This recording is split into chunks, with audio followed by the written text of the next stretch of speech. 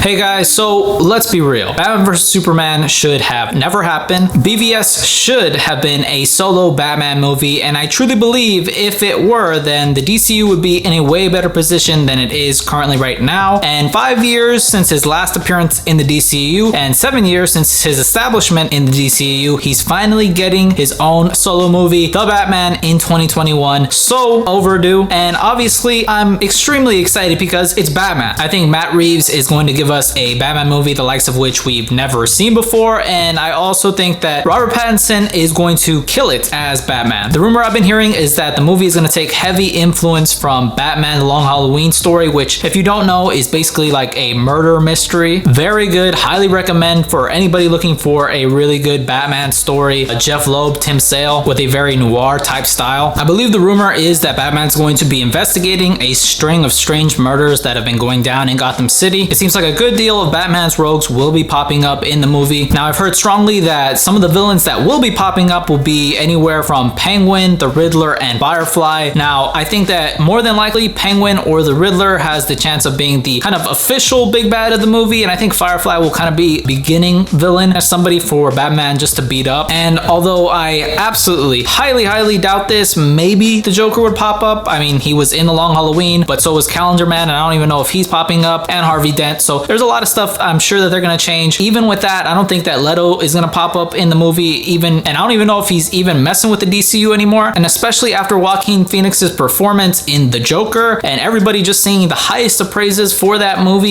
even though the movie hasn't even come out yet, I don't think that Matt Reeves would put a character like the Joker in the movie, somebody who could just overshadow everyone in it. Also, Catwoman is set to make an appearance in the movie as well, and if I had to pick any actress for the role and somebody that I could think could pull off the Selena Kyle temptress and seductiveness, would probably be between Vanessa Hudgens or Zoe Kravitz. I think that they could do phenomenally in that role. As well, Robin has been rumored for the movie. I would actually really love to see this. I always want to see how they would handle like a preteen young Robin in a movie, like not like Batman and Robin. I'd be very interested to see how they would handle that in live action. Now, some new castings have been revealed. Jeffrey Wright, the voice of the Watcher for the new Disney Plus What If series, will be the new Jim Gordon for this new Batman movie, but it's a more kind of debatable news. Jonah Hill has been in talks for a villain role of the movie, and obviously people are thinking it's for the Penguin. I think it's for the Penguin, but it hasn't been confirmed yet. I think that's almost because they want to mislead us and he's actually going to be playing the Riddler. Now, people have been talking about that as well, but I think there are other actors who could nail it as the Riddler, and I think people just see Jonah Hill as the Penguin. I think he could do an amazing job as Oswald Cobblepot, so I'm hoping he does end up becoming the Penguin. But aside from all these rumors, I have a lot of expectations for this new Batman and for the world that Matt Reeves is going to be creating. So first things first, we need to keep the gray and black suit, guys, okay? Batfleck by far had the best live action suit ever, and we can't just go back to the all black look that's just been overused at this point. As well, we also need the voice modulator from BVS, okay? That was one of the best things and best live action additions that came out of any Batman movie, okay? We do not need more of that nail throat gargling voice that we got with Christian Bale's Batman, okay? That was one of the smartest things that Zack Snyder added, or whoever added it, for any live action interpretation of Batman. Also, one of the other things that we need for this new iteration of Batman that we learned from the God King himself, Zack Snyder, is the fighting style that we got in Batman vs Superman, okay guys? The warehouse scene was pure Batman beauty, okay? And that was the best Batman fighting style and action scene that we've ever had. And before this warehouse scene, I always thought that the way that Batman fought in the previous movies was actually just kind of lame, to be honest. Batman was utilizing most of his catalog of weapons. He's jamming dudes' guns, he's backclawing fools, he's tossing batarangs all over the place, combating multiple thugs, and he's doing it all with extra oomph, which I really love. And Zack Snyder also did this with The Watchmen. He showed you that the people on screen aren't just regular, Joe Schmo people. They're peak level humans. So with most of the punches that Batman threw, you could totally feel the force behind them. Like when he punches that dude's head right into the floor, or when he gets pissed off after getting stabbed and he tosses that dude into the wall and the wall like breaks, like stuff like that, to show you that you're not dealing with a regular person. Just like in Captain America the Winter Soldier, okay? When he gets on that boat and one of the first things he does is kick that other dude off of the boat, like clean off the boat, you knew, okay, you're dealing with a peak level human being or a superhuman,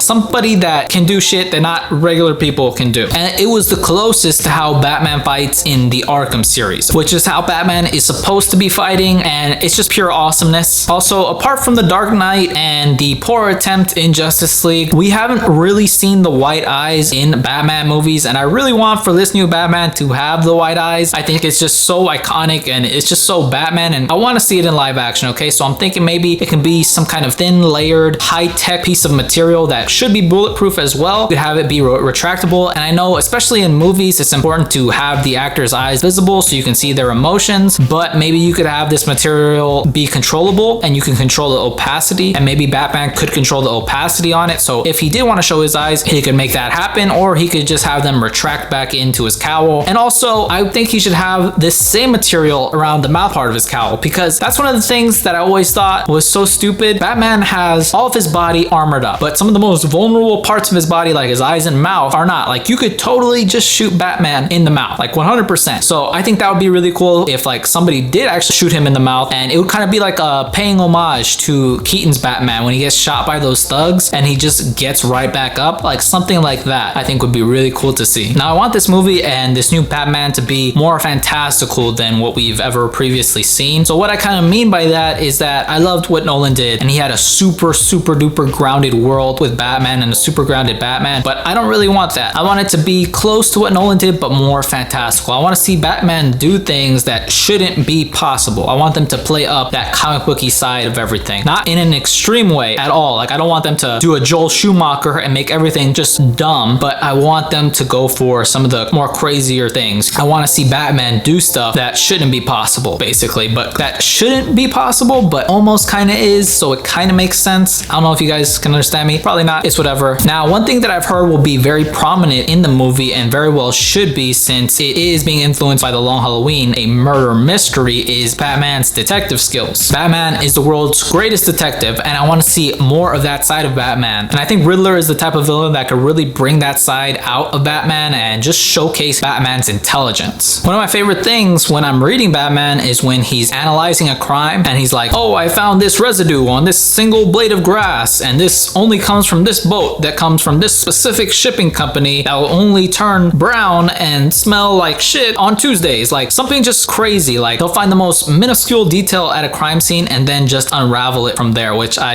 love. It's just so Batman. As for the villains and additional characters, I want them to go out with the look, okay? So Riddler, give him the bowler hat, give him the question mark cane, give him the suit, make Penguin look a little bit deranged, kind of like Danny DeVito's version, give him the monocle, the top hat, and the umbrella. And honestly, I wouldn't mind if they gave Catwoman the gray or the purple suit like in The Long Halloween. I think that would be sick. And for Robin, either bring back the suit from BVS that we saw or give us that suit from Titans, because that Robin suit is badass. And as for some of the villains that we very well could possibly be seeing in the future of these movies, I believe Matt Reeves is trying to make a trilogy, and kind of actually beyond that. I just read something about that. But specifically for the larger than life villains, one thing that we absolutely cannot have is just regular actors portraying these characters, okay? They need to use the same CGI motion capture that they use for Thanos or the Hulk. You should know by now, I absolutely detest the Suicide Squad, okay? Although I can really appreciate the makeup artistry that went into making Killer Croc look the way he did, but damn, he looked so unimposing, especially when he took off his shirt and he did that like crocodile waddle into the water. Like, it was just ridiculous. I just was like, is this supposed to be somebody we're supposed to fear? It's like the exact same problem that I had with Bane in The Dark Knight Rises, or more so for Apocalypse and X-Men Apocalypse. So they have just regular actors portraying beings that are supposed to be 7-foot+ monsters. So we need to use motion capture CGI for those larger than life characters. Practical is good, but we need to use the new technology when we need to use. And as far as some of the other things like the Batcave, I want the Batcave to be like in the comics. We need the penny, we need the dinosaur. Make it kind of crazy. I want this Batman to be in his prime. I think he should be in his prime. I know for a fact that they're not going to do like a year one Batman, and they're not going to do an old gritty weathered Batman. They're going to give us a Batman that's been doing it for a couple of years. So I think that's just an amazing idea. I have no interest in seeing Batman Begins or an old Batman fumble around a couple movies. I want to see a Batman that is like in the prime of his Batman career. I want what PS4 Spider-Man is. I want how that Spider-Man is in his prime for Batman, okay? Which is basically, now that I think about it, I want Batman from Arkham Asylum, but in live action. And lastly, guys, the last thing, one thing that we just do not need, absolutely don't need, is to see Bruce Wayne's parents die again, okay? We don't need that. We absolutely don't need that, okay? We've seen Bruce Wayne's parents die in almost every iteration, every movie that Batman's ever been in. We just cannot have that again. And I understand it's a very important part to the Batman mythos, but everybody has seen it. I think newborn babies are actually born with that knowledge. They have it ingrained in their minds that, oh yeah, Bruce Wayne's parents, they got killed in Crime Alley and that's why he's Batman. Like, they're born with that information. So let's not beat everybody over the head with it again. Obviously allude to it. Have Martha Wayne's pearl somewhere. Maybe have a flashback. Maybe have Batman visit Joe Chill or have a file on him or something. Do something. Do it in a new, fresh way. But please just don't show it to us again because it's too much. I don't want to see that. That's pretty much it, guys. Let me know who you want Jonah Hill to actually be playing and who you think he's actually going to be playing, whether it be the Riddler or the Penguin, or maybe he's playing Bane. Just kidding. Let me know your thoughts. Let me know what you think personally the movie is going to be about and your thoughts on my thoughts about everything that I just said and all my expectations. Once again, if I got anything wrong or if I missed anything, please let me know. Also, if you liked the video, leave me a thumbs up, comment down below, and if you want, subscribe. I always appreciate it. Thank you guys so much for watching, and I'll see you in the next one.